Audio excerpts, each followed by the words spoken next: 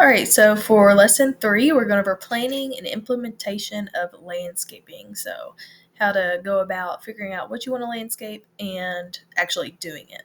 So, there's a lot of different types of styles, just like there's a lot of different styles of art, architecture, and everything else. And it's going to depend on what the person wants and by the climate as well, and the home or building design. It's usually chosen to match the home or the building, such as this feature right here. So, like a traditional garden when it makes sense around a really modern skyscraper, and a formal traditional garden wouldn't look good at a rustic ranch. So, you kind of have to go with the style. So, we've got some examples. Mediterranean style landscaping includes garden designs such as that you would see in Spain, Italy, France, and the American Southwest. They're appropriate for warmer and drier climates. So you would see these maybe South Texas. This reminds me of San Antonio, New Mexico, Arizona, sort of things. We're maybe use lemon, pomegranate trees, a lot of succulents, things that grow in drier climates, cactus maybe, tiles, bricks, plaster, other materials. Okay, and then we've got this traditional style. It's more of a traditional home. You see more of the bushes, some trees. Maybe look like colonial townhouse English design. They're associated with traditional style homes from different periods. When you think of these designs, you might think of white picket fences or iron fencing, shrubs. It's going to depend on the climate again. So, someone that this sort of home in the Northeast is going to have a different landscape than someone in Alabama. Tropical. So think of like Florida, Asia, Asian gardens.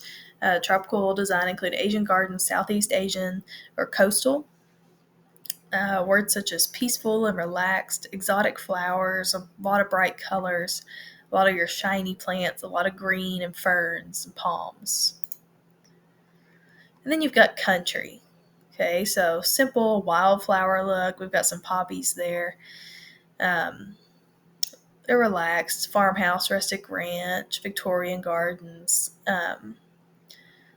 They're typically family homes, farming, or in the countryside. You're not going to see these in the city. They're less formal, and you want to use native plants. So plants that grow around the area. And then we have modern. So it's going to have a lot more architecture, a lot more style to it. Bold lines, bold colors. So there's some really good examples of different styles of landscape. So planning can make the difference between a unified and appealing outdoor space and one that's really chaotic and unappealing. So it's really important to make sure that you plan before you just start going. You need to plan your budget and figure out what plants grow well and you need to know what size those plants are going to get when they grow and they get from maturity, right? Because they're going to change from the moment you put them in the ground to the moment they finish. Landscaping plans, just like house plans, they're going to draw scale drawings that include the hardscaping and softscaping. That way you can they can show you what you're going to do. So some steps, so they're going to start from scratch. Hardscaping comes first, so that's going to be any concrete, anything like that. See how they're putting in retaining walls, preparing the beds. When they're complete, then softscaping begins, and planting beds are typically completed before turf is planted. So turf or ground covering is usually the last step. They don't begin on bare ground or nearly bare ground. They start from already planted stuff, so they may have to rip up some of that turf and things before and then start planting.